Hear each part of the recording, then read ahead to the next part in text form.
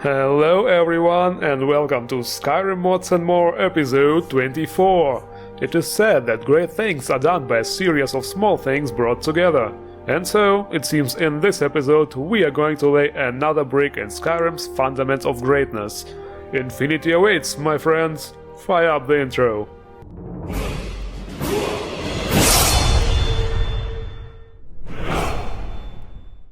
Let's start with a little environment change mod, which concentrates on bridges. Bridge RHL Standalone by Rentals311 and Vgberry. Not sure what RHL stands for, but what I do know is that this mod replaces the vanilla Skyrim bridges with this new created from scratch model. Well, that's definitely a completely new approach to the crossing water technology. The model itself looks really good. Gotta appreciate those wheels on the sides. No, the bridge does not drive, it's just for decoration. But seriously, those little accessories certainly give the bridge some character. Other than that, I have to say, I personally didn't have a problem with the vanilla bridges, and while those new wooden makeshift bridges look awesome in the more remote locations, I think the places around big cities, like Whiterun, should have more stable, solid-looking bridges. And that, ladies and gentlemen, is exactly what is going to happen. Because the author mentioned that there will soon be an update with a new concrete bridge model, and there are also plans to add even more different bridge types in future updates, to ensure variety. So yes, it's definitely worth keeping an eye on this mod, really something to look forward to.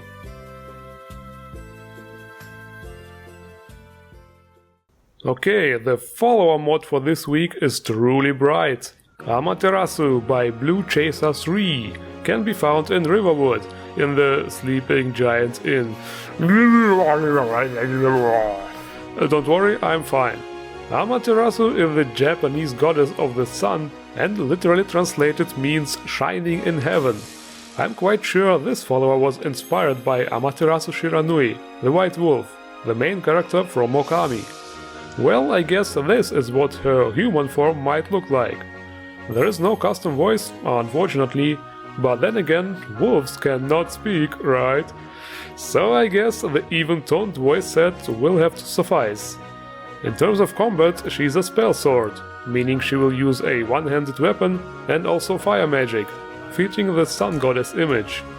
So you're probably wondering, why am I reviewing such a follower? Well, you know how it is, the follower section is filled with overly make-upped teenage girls, mostly skimpy clad. This follower was the most unique one I found. Besides, I'm going to be honest, it's also for the thumbnail. I'm doing this long enough to know that if I don't put an attractive female on the thumbnail, the video will most likely get only a fraction of the views. This is how YouTube works nowadays, unfortunately. Of course, I'm trying to not do this for every video, because I want to keep some dignity. You know, after Misty Sky and everything. Yeah, actually never fucking mind. Come on, next mod. Next, we shall concentrate on some of the smaller things in Skyrim. Small, but important, I would say, like the gemstones. Pretty Gems by Daily Planet. This mod edits the gems of Skyrim in terms of textures, meshes, and also tweaks the lighting shader properties a bit to prevent the gems from looking too dark when very close to a light source. In other words, your diamonds will shine bright like a... As a matter of fact, gemstones do not fall under the category of light sources and do not shine on their own. What they do is refract the light of nearby light sources. But anyway, improving our gems is a truly great idea. Okay, I can't be the only one here. Come on guys, admit it. At some point in the game you were collecting them instead of selling them. Am I right? Damn, I remember on my first playthrough I was literally hoarding them. I used the creation kit to place an open chest in my player home, Styria at that time, and dropped all the gems each time I came back from quests. I think I only managed to make it half full or so. Yeah, those were the days. The next mod deals with the foods. Google's ESO Provisioning by Google Box. Damn, now even Google started modding Skyrim? Just kidding. Well, there is not that much variety in Skyrim's vanilla food stock, but with this mod, holy shit, just look at this. Over 120 new foods from the Elder Scrolls Online are coming over to Skyrim. Yes, that means they are all lore-friendly if you care about this kind of thing, and that also means they also provide buffs just like they do in ESO.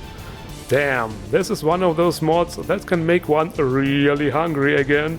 Well, I'm not doing this on purpose, you know, sorry. Anyway, there is all kinds of foods included, from simple, common things like apples or bananas, to really interesting exotic dishes like the Bataglia shoulder. I have no idea what this is. There is really way too much stuff to show it all now, so let's take a look at some examples. Here, for example, we have the Dragon Star Radish Kebab, looks tasty, and here is the fish stick. Wait a minute, the fish stick? Guys, don't you get it? It's a very delicate state of mind! Now this is a damn great mod. And here is one more, for people who like to collect stuff. Collectable Dragonling eggs by AVIFORM. This mod adds dragon eggs in all possible colors to the game. Those are not actual dragon eggs, by the way, because that would also be lore-breaking, since dragons in Skyrim don't reproduce that way. Those eggs are actually something like concentrated dragon knowledge. You have a 50% chance to drop them every time you slay a dragon, and then you can use them to decorate your home, or you can also eat them. They work like skill books and Enderroll, for example, and will increase your stats by 1. Makes sense, since they, you know, are made out of knowledge. I can't help but think of Easter when I look at them. Do we have something like an equivalent of Easter in Skyrim? Where are the lore masters? Post it in the comments if you know. In terms of weapons, we got only one mod this week, and guess what? It's another work by Billy Rowe, Mortis. The weapon itself was created a while ago, but the modder only got to release it now. This is supposed to be a somewhat necromantic sword. Also, there is an optional file which makes this weapon 20% smaller. Yes, some people in the comments complained about it being too big. I don't know, looks the right size to me. Thing is, if you make it smaller, it will also be shorter, and I think it's quite short as it is now. Almost looks like a short sword. Anyway, another great weapon mod.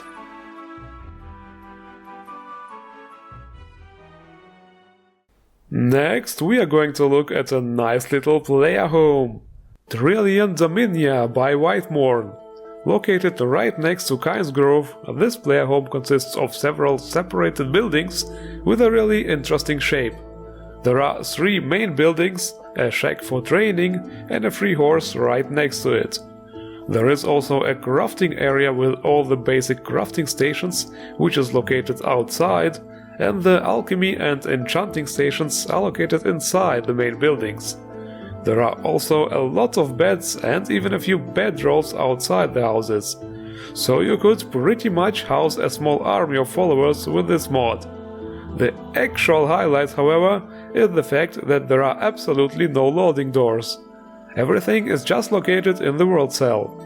Of course, that means that the buildings aren't loaded with thousands of decorations to ensure stability. Another highlight is definitely the outdoor hot bath with an epic view of Windhelm. That's a really good use of that location. Okay people, do we have a quest mod? Yes we do! This one was actually released almost 3 weeks ago, but no reviews so far, and quest mods are rare, so here we go. A Feathered Friend, a Skyrim short story by Below the Sun. It starts when you meet this weird guy next to the Shrine of Dibella, which is south of Old Hroldan and not west like the mod description claims. A feathered friend is a friend forever. This seems to be his catchphrase, because he uses it a lot. A feathered friend? Okay, actually that's the only thing he says. So, if you're a good Dragonborn, you will obviously follow the man and try to help him. A feathered friend is a friend forever? Yes, we already heard that. And you will have to follow him a lot actually, because there are no quest markers. Shit, that's kinda immersive! But seriously, the quest is quite straightforward and does not really require quest markers. So, at some point you will arrive at a cave, and inside things will start to clear up. Hey, what are you doing? They're right, you shouldn't be here, traveler. What do you want? Do you wander into every cave that you see? Miss? You're not wrong. But anyway, there is the woman involved and some relationship problems between those two. At that point, you will have the opportunity to help the two lovers get together again. I won't spoil the details, but let me tell you this. It's actually possible to fuck the whole thing up if you don't pay attention, so be careful. Will the two lovers find their way to each other again? Will we find out why Briaring can speak? All this and much more will be revealed in the next episode of... Just kidding. It will be revealed when you play this mod. Recommended. It's short but kinda sweet and certainly well done. And this is it for this week's episode. As always, you can find the links to all mods in the description below. Don't forget to endorse the modders if you're going to use any of them. And if you enjoyed watching my video, please hit the like button and subscribe to my channel for more Skyrim modding action every week. I thank you all for watching and see you around!